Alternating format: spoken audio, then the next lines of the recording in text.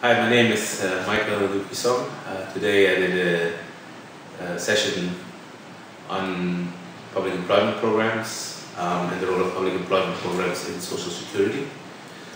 Public employment programs have been used for a very long time by societies to respond to periods of high unemployment and underemployment, and are still being used today, particularly in the current context, are being revisited by a lot of countries as an instrument to try and respond to unemployment and underemployment and enhance social security in the process.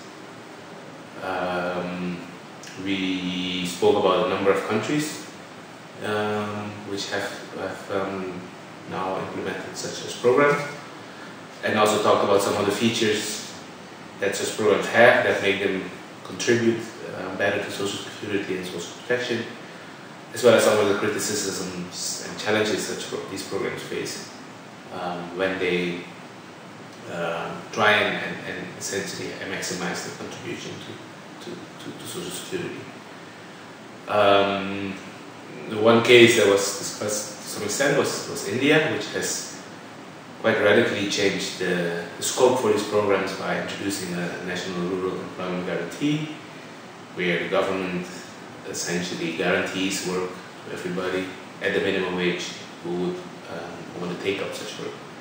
So this has opened the scope for many other countries in terms of the policy level of how can these instruments be used more effectively, at a bigger scale, be more universal in terms of responding to unemployment.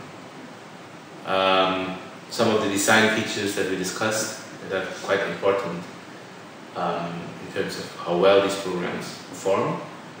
One is the wage rates. What level of wages does the program pay? If it is too low, there's implications for social protection and income of participants. If it's too high, there's implications for the broader labor market and may create some distortions. Some of these distortions may be desirable, but some may not. We spoke about the type of work that these programs have, and then while traditionally much focus has been on infrastructure, increasingly we see that these programs now engage in other types of work, be it environmental work, social work, care for children, care for orphans, care for elderly and sick. Environmentally, a lot of restoration, cleaning, but really regeneration of ecosystems has been an increasing focus of these programs, as well as continuing infrastructure programs as well around the world. Another key feature that we discussed was around how these programs can target, and specifically some of the particular features that the public employment programs have in terms of targeting. That they have a large degree of self-targeting, either through the wages they pay, the nature of the work. So some work, be it construction work, in some contexts attracts very different groups from social care work, which in other contexts attracts again a very different group. Also how the work is scheduled and planned is increasingly becoming evident as important implications. So for instance, programs that offer part-time work attract different participants than programs that offer full-time work. Full-time work implies that people have to leave some other activities to be able to participate, while part-time work generally allows people to continue some of their livelihoods while at the same time enhancing their livelihoods by participation in the program.